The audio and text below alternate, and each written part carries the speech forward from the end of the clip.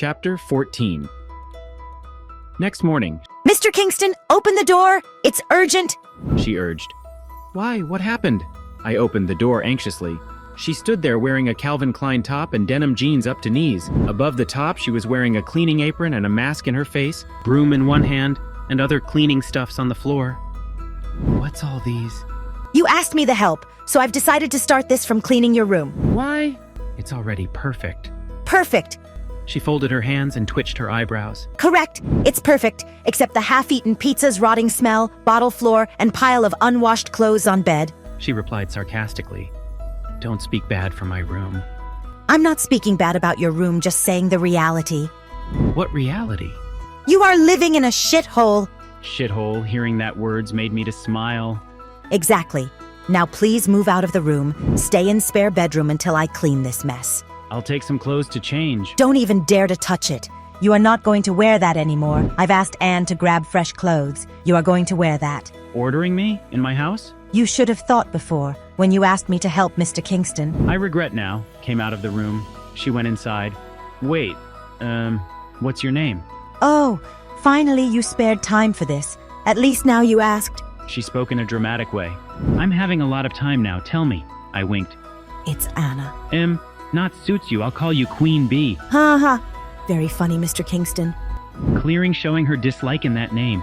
Call me Ed. No, I think Mr. Firecracker suits you. Firecracker, I puzzled. Arrogant, always angry, suits this name, nah? I left there with a fake anger. I heard her giggling behind me. I turned to see it. Her smile. It's making my legs jelly. I can do anything for that smile. When I entered the spare bedroom, Anne was there waiting for me. Mr. Kingston, your dresses. You too joined her for bossing me. She smiled. I think so.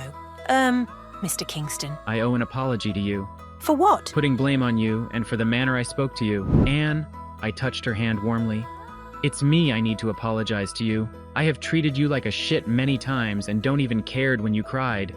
I know, I don't even deserve to make any apologies. Can you just try to consider it? Oh dear. She cupped my cheeks in her hand. You are my child. I never felt bad for anything you did, so there is no need to apologize. Queen Bee, you are right. Everyone around me cares for me. Thanks, Anne. Removed her hands from mine, due to the uneasiness of the touch. Sorry. Mr. Kingston, I forgot. Something got over me. She backed from me. It's okay, Anne, assuring her. Spoke to others? She questioned. No, I'll speak. In fact, I'll apologize to them when I became as they want. Okay, your wish, I'll go and prepare breakfast for you. Sounds good if Mom calls. Tell her I thanked her for that idea of video. It's not your mom's. Then whose? Anna. With that, she left the room. Miss Queen Bee, whispered to himself. After a day, my room got cleaned. When I entered the room, all the windows were open, allowing a fresh air to circulate. Sunlight danced into my room for first time. The bottles, pizzas, shirts, all were gone.